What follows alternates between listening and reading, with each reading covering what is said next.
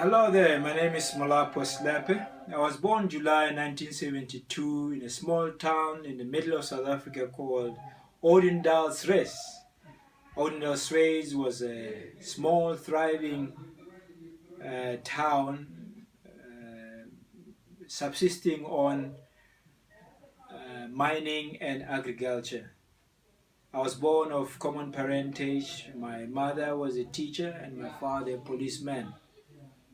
And I have two siblings. My sister is 3 years younger than me. My brother is 9 years younger than me.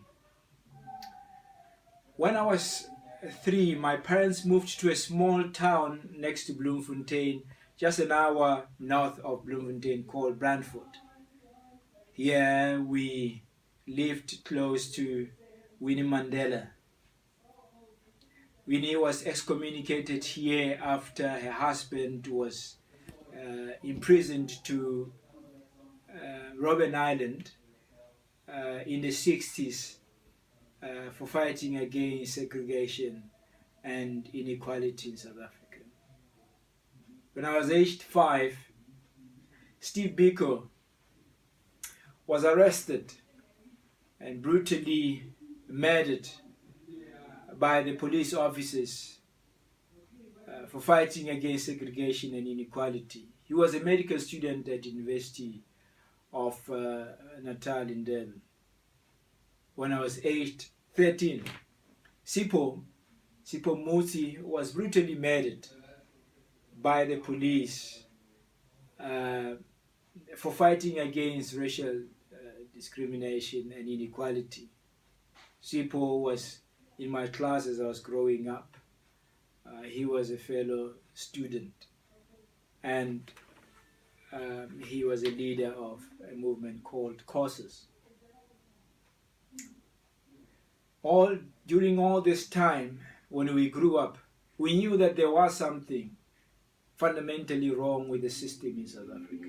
Why we lived in townships, while other people of separate color lived in town, and our parents had to work as domestic workers in towns and call their bosses dibas and work for meager salaries. So I asked my parents, why are we living like this and what's the solution? And my dad used to say, Malapo, the only solution is education.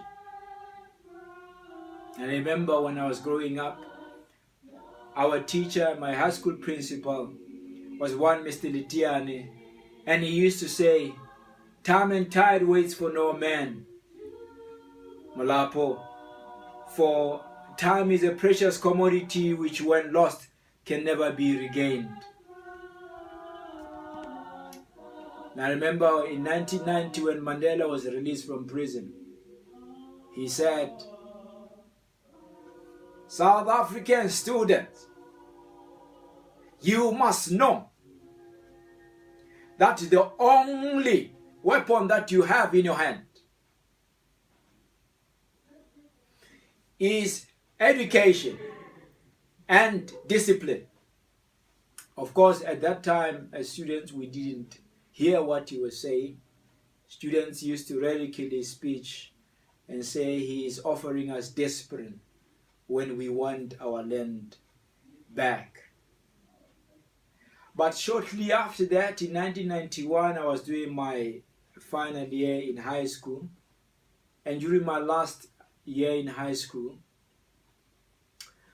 our school was ravaged by riots and student uprisings. In April 1991 to October 1991, our school was suspended. And at the time, we could not go to school. And so I took it to my grandmother's corrugated iron shack. And in the morning at 4 o'clock, I would wake up under the candlelight and study. I studied hard. And luckily, in October, that school suspension was lifted. And we managed to write our exams. Suffice to say that I'm here to leave the tale to tell that, hey, I passed with flying colors, and subsequently in 1992 February I was admitted to medical school at University of Cape Town, the best medical school in Africa. I spent the whole of 90s in medical school, and in 1999 I completed my medical degree. In the last 18 years of my life, I have lived really to redress the imbalances of the past that I have been subjected to.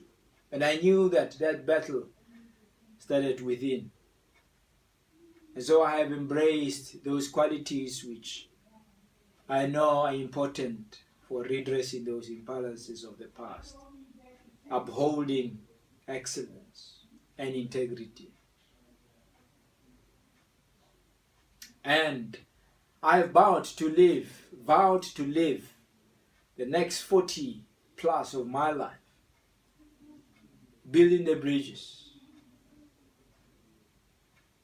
and building the walls of the country and the continent that I love, Africa, to eradicate completely from this, our land and our world, racial discrimination and inequality. And I know that this will happen in my lifetime, and if it doesn't happen in my lifetime, I have a dream that my posterity shall live in a land where they are free and the children are judged by who they are, not who they look like. Thank you so much. My name is Molapo.